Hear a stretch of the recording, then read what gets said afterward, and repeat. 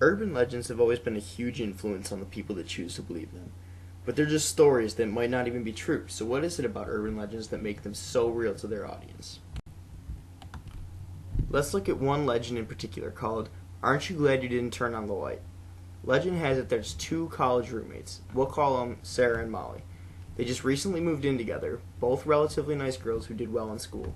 The only difference between the two girls is that Molly spent most of her time studying, while Sarah loved to party just about every night. Sarah and Molly were in all the same classes and had a big test coming up in one of them that counted for 75% of their final grade.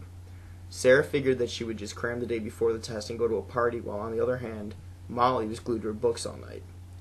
Sarah kept asking Molly if she wanted to go to the party, but Molly just wanted to stay home and study for the test. Sarah didn't think she had to study, so she left Molly in the room to study alone. About an hour or two after Sarah had left, she remembered that she needed to grab a few things from her room. When she got back to the room, all the lights were off, and she saw Molly lying in bed, seemingly sound asleep. Sarah grabbed her things quietly in the dark without waking up her roommate and quickly left. Sarah stayed out all night long and didn't go back to her dorm room until 8 a.m. the next morning. When she got back to the room, she noticed that Molly was still in bed and was going to be late for her first class. Sarah rolled Molly over to find a blood-stained face staring back at her. Sarah screamed, jumped back, and frantically turned on the lights. When she did, she saw, "Aren't you glad you didn't turn on the light?" written in her roommate's blood on the wall. Unknowingly, when Sarah stopped back to her room to grab her stuff, just 10 feet away from her, her roommate was being murdered. After searching the internet reading many different versions of the story, I found on Snopes.com that a version of the story actually did happen. In 1871, a man by the name of Dearman Burchell wrote in his diary a similar story that had happened to him.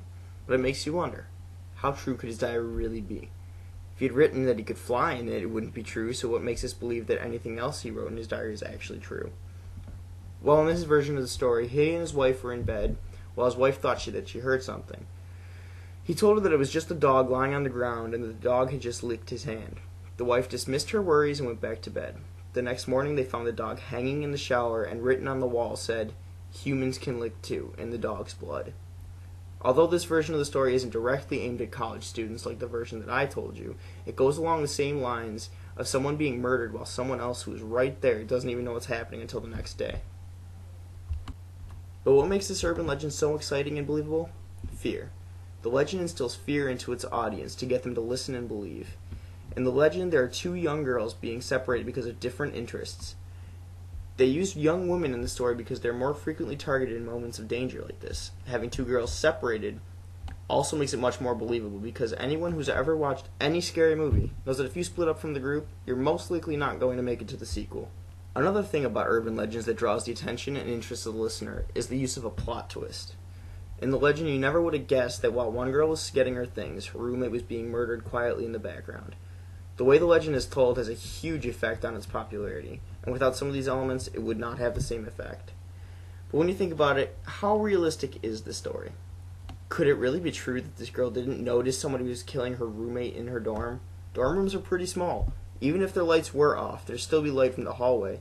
I think this girl would have to be pretty oblivious not to notice that. Just as Joseph Kelbry said in his book, Legends, Lore, and Lies, about a similarly frightening tale, this story combines spectacular irony with near-universal fears of death, and has just enough realistic detail in it to make it credible to some people. Page 18, lines 10 through 12. In other words, the way the urban legend is told uses fear to make the story extremely believable to people with an open mind. But this makes me think again, why believe something if there's a good chance that it couldn't happen in the first place? I think that it's because no matter what the circumstances, any story that instills fear into its audience also puts the thought of, what if it happened to me, in their mind.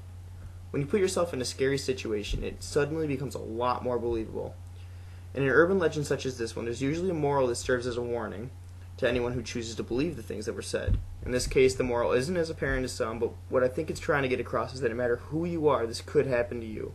Although it's unlikely that your roommate will be murdered while you're standing right there, it does give any believers a reason to be much more cautious about the things that they do. This also tells us a lot about college, because most people go off to college thinking that they're on top of the world, finally on their own with no parents to tell them what to do. No, you need to be careful about how safe the real world is, because you never know what might happen. The legend plays on fear that you already have in your head. It doesn't create any new fear. A lot of people are afraid of death and the things that could happen to you when you're out on your own. but it's a story that makes those fears a reality and brings them to life. In this particular urban legend, from hearing the retelling, it brings a sense of reality that the world isn't as safe as you may have once thought, and cautions people to be careful about what they do. But because there are a lot of holes in the story and it's very vague, it doesn't really give a very plausible situation.